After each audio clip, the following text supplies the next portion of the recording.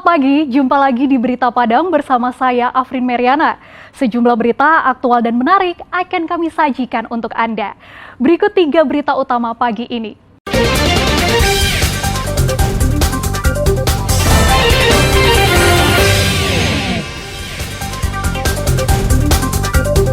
Bupati Padang Pariaman, Suhatri Bur, dihadirkan dalam sidang dugaan korupsi ganti rugi lahan jalan tol. Seorang pemakai narkoba di Lubuk Minturun, Kota Padang, Senin malam ditangkap polisi saat akan mengkonsumsi sabu-sabu. Durian asal Padang Pariaman ternyata menyebar ke Medan hingga ke Pulau Jawa.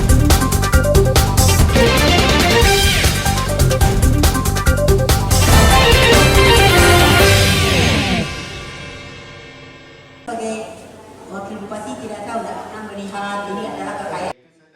Sidang kasus dugaan korupsi ganti rugi lahan jalan tol Padang Pekanbaru, Senin siang kembali digelar di Pengadilan Negeri Padang.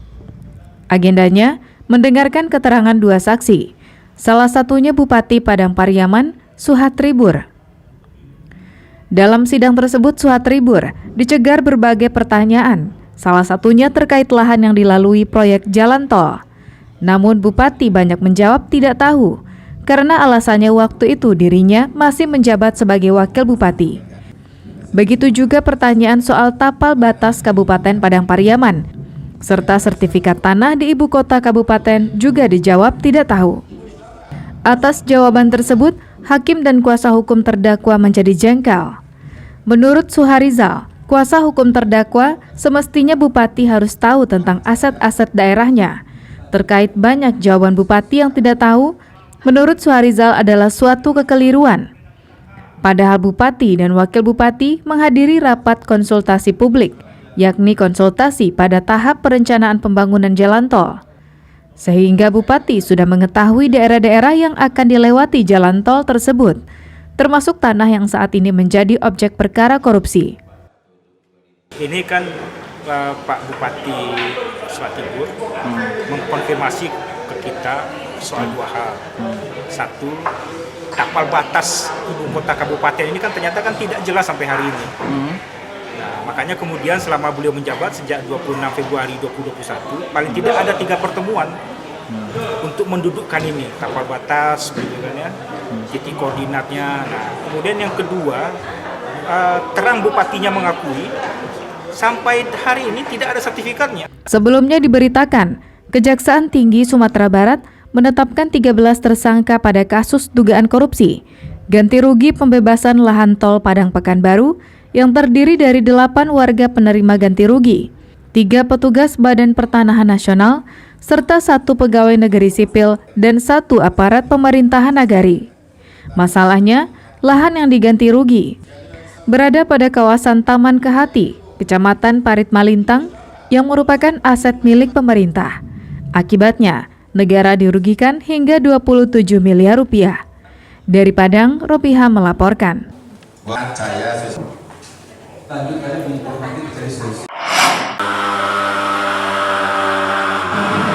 Puluhan rumah warga di Perumnas Batu Kubung, Kenagarian Koto Baru, Kabupaten Solo, Selasa pagi di fogging atau pengasapan. Kegiatan ini dilakukan petugas dari Puskesmas Selayo bersama Dinas Kesehatan Kabupaten Solo bagi hampir 200 rumah warga di daerah itu. Pengasapan tak hanya di halaman rumah atau saluran pembuangan, tapi juga masuk hingga ke kamar-kamar. Pengasapan bertujuan untuk mencegah berkembang biaknya nyamuk Aedes aegypti sebagai serangga penyebar penyakit demam berdarah. Pasalnya, di daerah Kubung ini, penyakit mematikan itu sudah menjangkiti 7 orang warganya. Pengasapan kali ini merupakan yang kedua kalinya. Seminggu lalu, petugas juga melakukan pengasapan. Ini kegiatan lanjutan fogging yang pertama Selasa 1 minggu yang lalu, kemudian dilaksanakan kembali hari ini karena adanya wabah DBD di lingkungan perumahan Batu Kubung, Nagari Koto Baru, Kabupaten Solo. Ada 7 penderita yang sudah sehat, kemudian saat ini masih ada 2 dalam satu keluarga yang sedang dirawat di Rumah Sakit Tentara Solo. Demi kesehatan bersama, warga tidak keberatan rumahnya diasapi.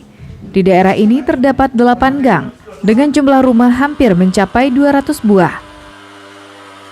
Ya, kalau menurut saya sih bagus ya untuk pencegahan demam berdarah, dan karena sudah ada beberapa orang yang terkena DBD di sini, jadi emang sebagusnya di fogging lah untuk keamanan sama kenyamanan lingkungannya. Selain rumah warga, pengasapan juga dilakukan di sebuah sekolah dasar yang ada di kawasan itu. Saat pengasapan, murid-murid pun diistirahatkan beberapa saat. Dari Solo, Gernadi melaporkan.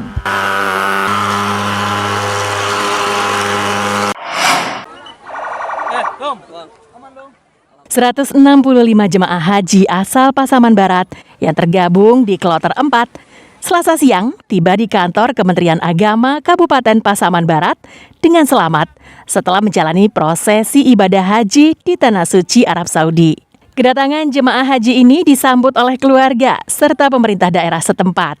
Para jemaah terlebih dahulu dikumpulkan di halaman kantor Kementerian Agama untuk mendapatkan arahan dan berdoa bersyukur atas keselamatan usai melakukan perjalanan jauh.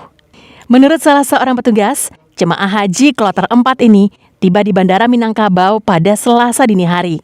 Setelah diistirahatkan di asrama, mereka diberangkatkan ke Pasaman Barat dengan menempuh perjalanan selama 3 jam.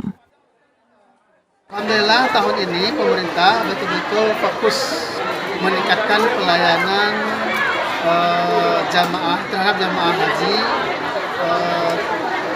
termasuk soal konsumsi, sarana prasarana, transportasi, dan pelayanan lain. Luar biasa.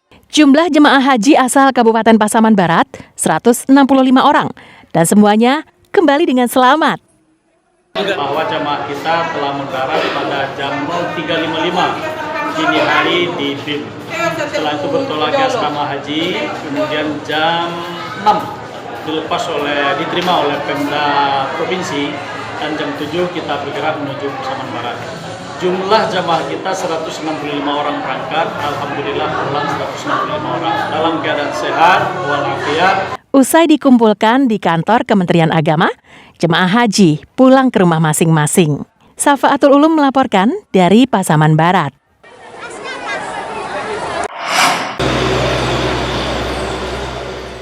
Dinas Perikanan dan Pangan Kabupaten Solo Selasa pagi menggelar pasar murah di halaman parkir depan Masjid Islamic Center Kota Baru, Kecamatan Kubung. Kegiatan ini dilakukan guna membantu masyarakat mendapatkan kebutuhan pokok dengan harga lebih murah dan terjangkau dibanding harga pasar. Beberapa kebutuhan pokok seperti cabai merah dijual Rp78.000 per kilogram. Di pasar, harga cabai masih berkisar antara Rp90 hingga Rp100.000 per kilogram. Telur dijual Rp42.000 per papan, beda jauh dari harga pasar saat ini, Rp48.000 per papan. Minyak goreng kemasan di pasar murah ini dijual Rp38.000 untuk kemasan 2 liter, lebih murah Rp8.000 dibanding harga yang dijual pedagang di pasar. Nasi goreng. Untuk nasi goreng. Berapa Bu tadi dibeli Bu satu ini? Iya, sana dibeli juga 146, 42. Kalau di sini? Kalau di sini beli tadi berapa? 42. Berapa Bu di grosir Bu biasanya? 48 kata anak jadi malam. 48. Dia enggak beli satu ini, dia separuh-separuh aja. Bazar ini digelar hanya 1 hari saja bagi warga yang berada di kawasan Kubung. Tujuannya agar masyarakat bisa mendapatkan bahan kebutuhan pokok dengan harga yang terjangkau. Namun sayang, sebagian besar pengunjung pasar murah ini adalah ASN. Hal itu terlihat dari seragam yang mereka kenakan.